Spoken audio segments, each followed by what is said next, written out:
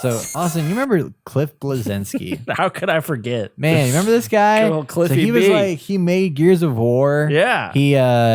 And then he made, Lawbreakers, and then he made that other game, Radical Heights, that was based off of Battle Royale, and then he just disappeared. And he's like, I'm done with the world of gaming. Good. And I'm out. But he's actually been like super busy. So I saw this on GameSpot. And I was just like, this is kind of one of those really random things you don't expect. Because Cliff Blezinski is one of those household names that's up there in the echelon of like Ken Levine and Hideo Kojima. And like, he's a name that people know. I don't know about Ken Levine, but Hideo Kojima, yes. I think Ken Levine's a bit like smaller than Hideo Kojima, but that's true. Yeah, you're right. Yeah. I mean, like in that of like names, like individual game people that you actually know their name. Right.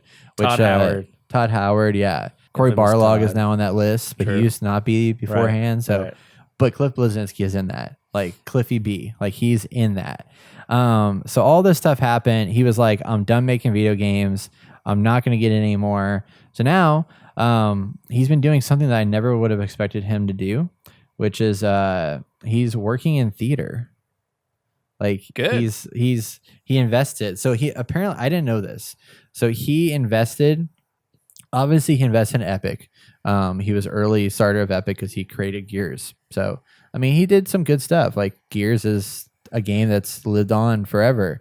So he made a bunch of money off of Epic when he left, and had his stock and stuff like that. And then he was also an early investor in Oculus before they got sold to Facebook. Wow. So with those two things, he made like a shit ton of money off of it, which is why he was able to like safely go and start his own company and then have it fail and fall flat on its face and still be able to get back up.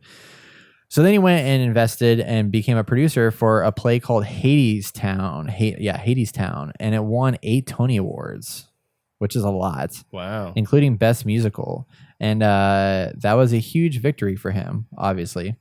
And then after that, he went on and was approached to co-produce another Broadway play, a new version of Terrence McNally's Frankie and Johnny in the Clair de Lune, which stars Oscar nominees Michael Shannon and Audra McDonald. And this is coming from May to the end of August. And he said his name is in the playbill, which is really exciting. So it's a Broadway musical that he's basically co-producing. I was like, that's crazy.